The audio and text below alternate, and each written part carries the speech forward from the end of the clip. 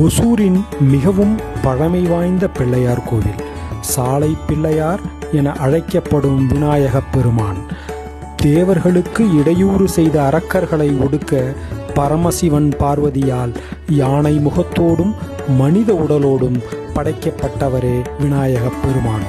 அரக்கன் கஜமுகாசுரனை அழித்து தேவர்களை மீட்ட முழு முதல்வன்.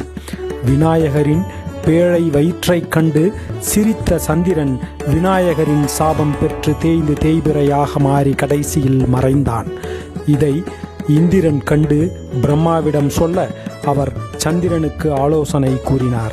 நீ விநாயகரை சரணடைந்து ஒவ்வொரு கிருஷ்ணபக்ஷ சதுர்த்தி என்றும் விரதமேற்று வழிபட்டால்தான் சாபம் நீங்கும் என்று வினவினார்.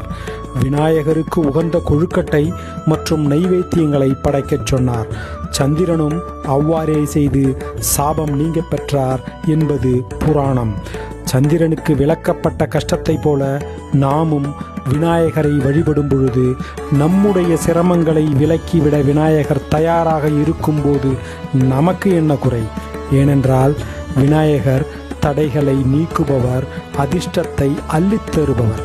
விநாயகர் படைக்கப்பட்ட உலகத்திற்கு அவதரித்த அத்தினமே நம்மால் விநாயகர் சதுர்த்தியாக கொண்டாடப்படுகிறது.